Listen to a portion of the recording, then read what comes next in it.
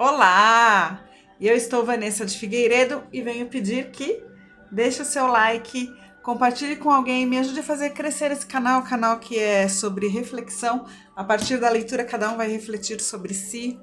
Eu estou há alguns dias sem postar, né? Esses diazinhos frios, será que só eu fico preguiçosa? Será? Então, preguiçosa e com dor. Às vezes a gente acha que pode, né? Que vai além. E aí se machuca, né?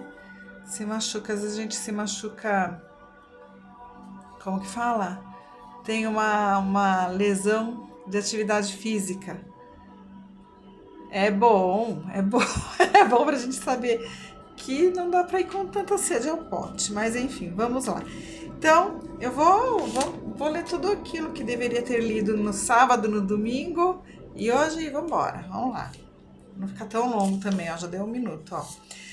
Então, fonte viva, no sábado seria fonte viva, vamos aqui, ó, né, no dia 10 seria fonte viva. Testemunho, pois para isto é que fostes chamados, porque também o Cristo padeceu por vós, deixando-vos exemplo para que lhes sigais as pegadas. E isso está em Pedro, 1 Pedro, capítulo 2, versículo 31. Muitos se queixam da luta moral em que se sentem envolvidos depois da aceitação do Evangelho.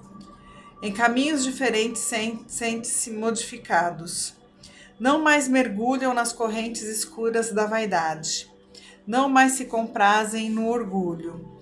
Não mais se compadecem com o egoísta. Não mais rendem culto à discórdia. E por isso, de alma desenfaixada, por perderem velhos envoltórios de ilusão, reconhecem que a sensibilidade se lhe aguça, agravando-lhes as aflições na romagem do mundo. Sentem-se expostos a doloroso processo de burilamento e admitem padecer, mais que os outros, angustiosas provas, mas na sublimação espiritual de que oferecem testemunho, outros filhos da terra tomam contato com a boa nova, descobrindo as excelsitudes da vida cristã e estendendo-lhe a luz divina. Se nos encontrarmos, pois, em extremos desajustes na vida íntima, à face dos problemas suscitados pela fé, saibamos superar corajosamente os conflitos da senda, optando sempre pelo sacrifício de nós mesmos em favor do bem geral, de vez que não fomos trazidos à comunhão com Jesus simplesmente para o ato de crer, mas para contribuir na extensão do reino de Deus, ao preço da nossa própria renovação. Ninguém recue diante do sofrimento. Aprendamos a usá-lo na edificação da vida mais edificante, em frutos de paz e luz, serviço e fraternidade, bom ânimo e alegria, porque segundo o Evangelho, a isso fomos chamados, com o exemplo do Divino Mestre que renunciou em nosso benefício, deixando-nos o padrão de altura espiritual que nos compete atingir. Uau! Uau! Padrão que nos compete atingir, né? E ele diz que às vezes a gente já se despojou de algumas coisas e por isso talvez venha um sofrimento maior, né?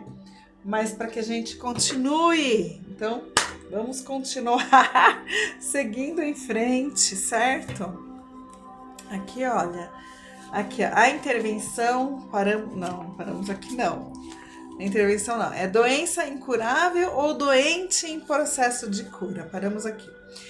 No item 13, capítulo 13. Muitas vezes pensamos que Deus não nos atende em nossas preces, e um dos exemplos é quando vemos em nós ou algum ente querido uma doença tida como incurável pela medicina.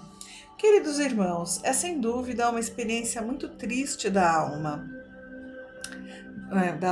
Muito triste e dura, pois as expectativas envolvem uma contagem regressiva de nossa existência, que apesar de tantas dificuldades, não queremos que seja interrompida. Pois é, a gente prefere viver aqui sofrendo do que se desligar e partir para o mundo espiritual, que é a nossa pátria maior, que é a nossa real morada, né? A gente prefere estar aqui.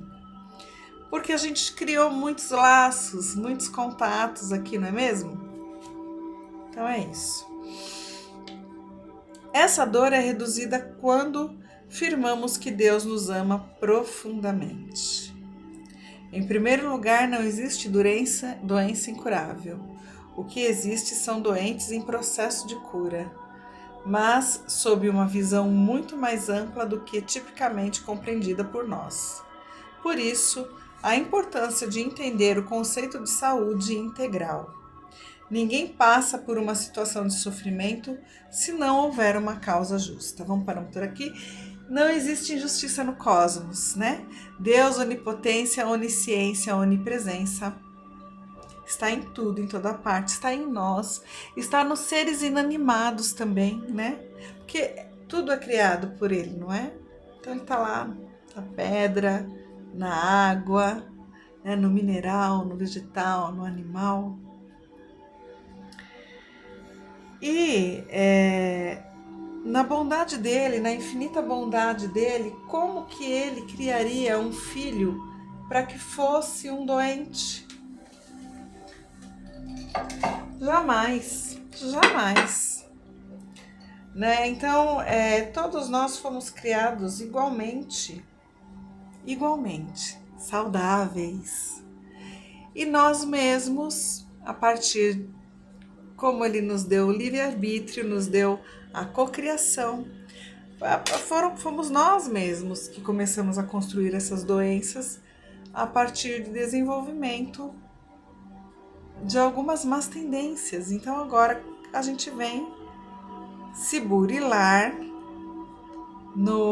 na busca da reorganização dessas más tendências de tantos anos que estamos caindo sobre elas, né? Então temos ainda a oportunidade de vir, de estarmos aqui, para que possamos burilarmos, para que possamos dessas más tendências transformá-las em benemerências, certo? E aí a gente tem que pensar em si de que forma? Saudáveis. Tô morrendo de dor, Isso aqui não é doença, é uma lesão por esforço, né? Porque assim, a doença, ela não existe, né? Nós que produzimos ela. Mas o desgaste físico existe. Então, quando existe o desgaste, mesmo o desgaste físico, o que a gente tem que pensar? A gente tem que se imaginar como saudável, né? Eu já tô me imaginando correndo, pulando, andando de bicicleta, que é o que eu gosto de fazer. Então, assim, a gente tem que se imaginar saudáveis. Somos saudáveis. Porque Deus não nos desampara em momento algum. Em momento algum. Certo? Vamos aqui, ó. O de hoje é esse, ó. Então, dia 12. Nossa Senhora, dia 12. Tem uma pessoinha que veio pro mundo nesse dia, né? Ainda não tinha nascido nessa hora, que ele nasceu depois das 18 horas. Que Deus abençoe sempre. Todos os dias de sua existência. Ele se diz ateu. Que bom, né? Vamos lá. Voz no coração. Voz no coração. Alma irmã, não me condenes, venho ofertar-te renovação e experiência e mostrar-te nos outros, os irmãos do caminho que amam, sofrem e aprendem, qual acontece, a fim de que te movas ao sol da compaixão. Venho mostrar-te ainda o peso que há na culpa e o valor do perdão. Sobretudo sou eu, quem te revela a grandeza do amor. Na luz da compreensão, peço, não me censures. Venho em nome de Deus, sou tua dor, né? Às vezes os nossos irmãos se enxergam na gente. É assim, foi isso, acredito que tenha sido isso que Meimei quis nos dizer, né? Somos espelhos uns dos outros. O que a gente está enxergando no outro, a gente vê no outro. Ou o que a gente tem na gente, ou o que falta na gente, ou algo que ficou muito lá para trás e que não foi resolvido. E aí a gente enxerga no outro, né? E quando a gente enxerga no outro, às vezes traz dores, dói, né? Então vamos rogando a Deus, pedindo a Deus que nos auxilie para que possamos lidar com essa dor e ir em busca de burilarmos-nos, porque todos estamos aqui para isso, que é para nos melhorarmos a cada dia. Vamos aqui, né, como disse ali na primeira passagem do Fonte Viva, às vezes a gente vem, a gente já enxerga algumas coisas das quais a gente já está se despojando, mas a gente tem o auxílio dos irmãos queridos, a gente vem encontrando na senda irmãos que nos ajudam também a progredir, a evoluir, que nos dão força, né? Nos grupos de oração aos quais frequentamos, existe a melhor religião? Não. Jesus não veio nos ensinar religião, não existe, Jesus nunca falou de nenhuma religião. O que Jesus nos ensina são as leis do amor. Ama teu Deus sobre todas as coisas e ao teu próximo como a ti mesmo. Então ele nos ensina que é preciso amar sobre tudo e todas as coisas ao Criador e ao nosso próximo como a nós mesmos. Então precisamos nos amar como somos, com todos os nossos defeitos, com todas as nossas qualidades, nos amar para que possamos amar aos semelhantes. E aí a gente encontra no caminho, na caminhada, e eu rendo graças a Deus por isso. E aqui, olha, do Centro Espírita Benfeitor, a gente tem o irmão Rinaldo de Santos, né, que é médium, e ele recebe as escritas do irmão Ernesto. E vou ler, né, como eles dizem aqui, divulgar é caridade, né? Balanço de nossas atitudes. A cada ano que termina, tens a oportunidade de realizar um balanço de tuas atitudes, gestos e comportamentos. Se te mostras gentil e cauteloso na seara espírita, aprendas que o lar é e sempre será a oficina de trabalho, o laboratório onde comprovarás o que aprendeste. Cristão seráfico na casa espírita e desequilibrado em casa, orgulhoso, violento e despudorado, significa aprendizado desperdiçado. Reconhecer a dualidade de caráter é importante. Entretanto, corrigir as atitudes na ausência da casa espírita é preponderante. Avalie, analisa e reconheça as próprias necessidades de progresso, antes de criticar e acusar os irmãos de caminhada. Há atores muito bons que se revestem de santidade no trabalho em louvor do semelhante, mas, tirando a máscara em casa, assumem deprimentes papéis. Caro amigo, sustenta o Evangelho em casa e sublima os ideais na segurança incontestável de aceitação de ti mesmo diante da vida dos outros. Ernesto. Mensagem psicografada pelo médium Rinaldo de Santos em reunião pública, Centro Espírita Benfeitor, em 23/12/2006. Então, assim, o que nos adianta, né? A gente vai no grupo espírita e a gente às vezes não consegue dentro do próprio lar se renovar. E estamos em momentos diferentes, certo? Cada um está num estágio evolutivo. Mas ele diz ali que é muito importante que a gente se renove entre aqueles que vieram na nossa família. E muitas das vezes a gente não quer olhar para esses iguais, né? Ou quando a gente olha, a gente até busca entender, compreender, mas às vezes eles não nos querem e tá tudo bem, e tá tudo certo.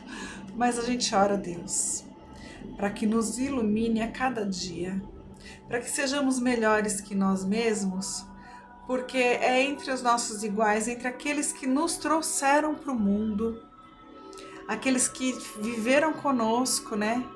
Na jornada, uma jornada de irmãos, né? E às vezes se afastam. Por quê? Né? E porque vem outros integrantes para a família, certo?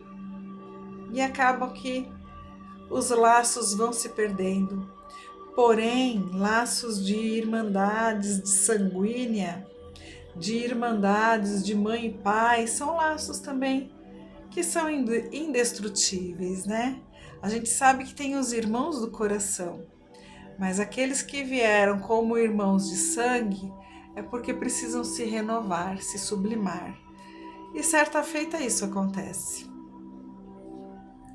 Vamos orando para que todos nós possamos nos iluminar em favor de estendermos as mãos uns aos outros, né? É assim que eu entendo.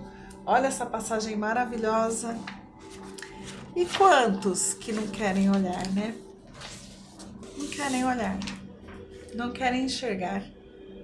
Às vezes estão já num segundo, num terceiro, num quarto relacionamento, mas existiram. Os outros, às vezes existem filhos de um primeiro casamento, de um segundo casamento, né? E esses laços não se interrompem assim, né? Que Deus nos ampare para que possamos seguir sempre fazendo o nosso melhor e entendendo que cada um está dando o melhor de si, está dando o melhor de si, aquilo que ele está no estágio evolutivo dele. Vamos sempre pensar que aquilo que ele está fazendo é o melhor que ele pode, né? Beijo no seu coração, dá um like para mim, me ajude a fazer crescer canal de reflexão, de entendimento que é sobre nós. Pensou aí sobre você?